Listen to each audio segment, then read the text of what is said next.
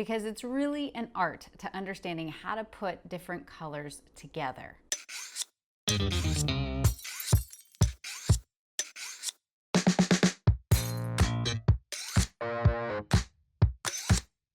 With Shakin' Bacon, I'm Joni Simon. Welcome to my studio.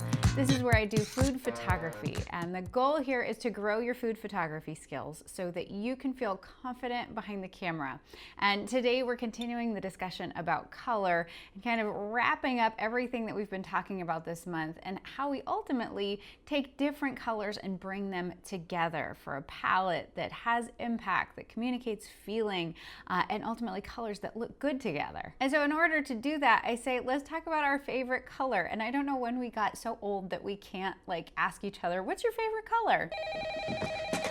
Buddy the Elf, what's your favorite color? Now, I personally love magenta. If you want to comment down below, I'd love to hear what your favorite color is, because of course we all come at color from a different perspective. But then also not just your favorite color, but what's your favorite color combination? And maybe you've thought about this before, or maybe it's time to give this some additional thought. And so to give this conversation some context, Joseph Albers in this book, Interaction of Color, on page 39, he goes into how we can understand color in the context of music.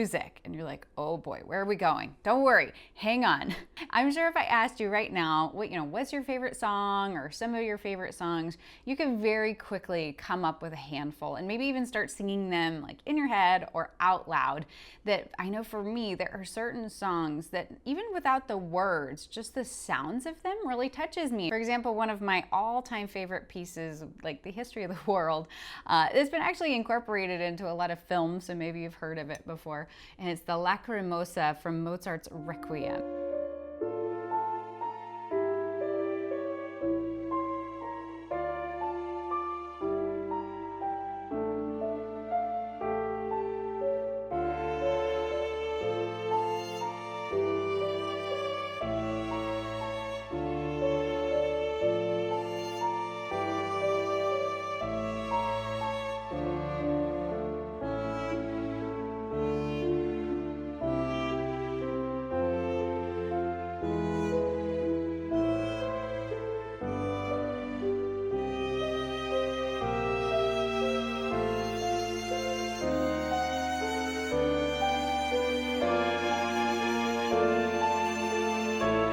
So if we take this piece and study it a bit, kind of break it down and understand what's going on, we can see that Mozart has incorporated several times throughout the piece in the melody line. There's a recurring theme. It's a combination of notes. And so you hear that combination, right? That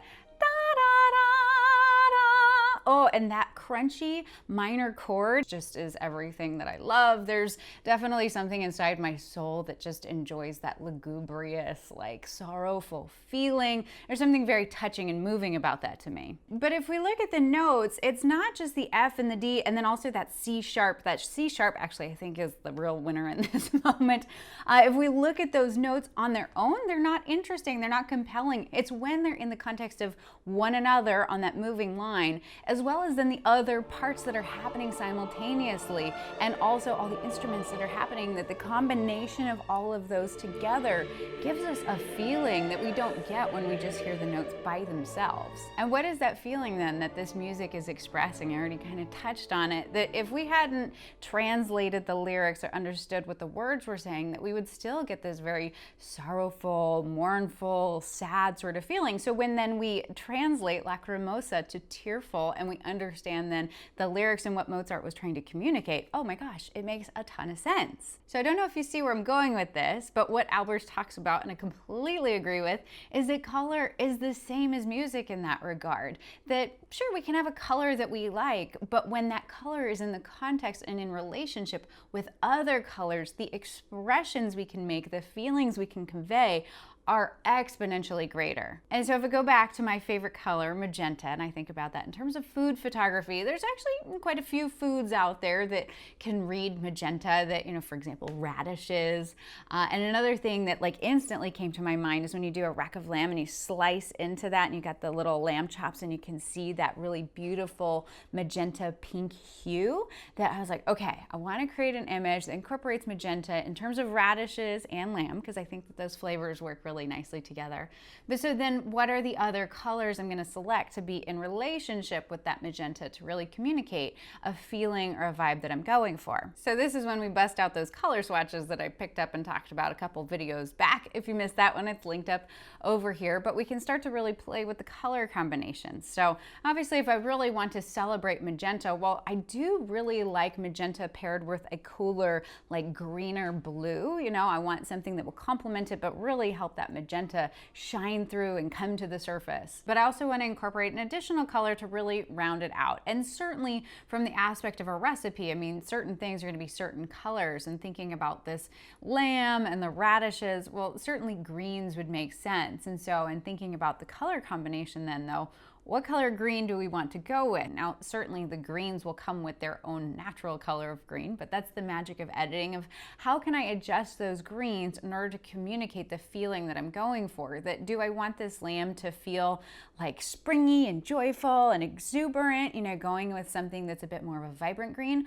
Or do I want it to be more understated and neutral and a bit more elegant and refined? You know, what are we trying to communicate? What's the story? What is the context of this particular dish? And how can I incorporate colors that are going to communicate that? That in the same way, the combination of notes and chords that Mozart used to communicate the Lacrimosa, that how can I incorporate colors that are going to effectively communicate the feeling, the energy, the mood and tone that I'm going for in this lamb? But now maybe you're like, well, Joni, just tell me what's the system? Like, where can I find the chart that tells me if I use this color magenta and this tone of teal, then what's the perfect green to pair with that?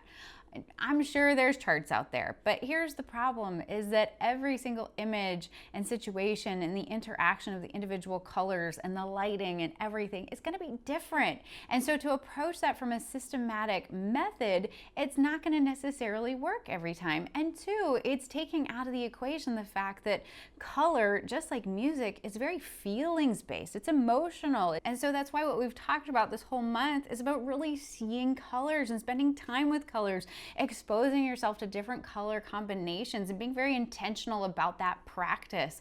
That just like any great musician has listened to a lot of music, great writers have read a lot. The people who really understand color have really thought and sat with and understand color because they've experienced it. They've cultivated that taste.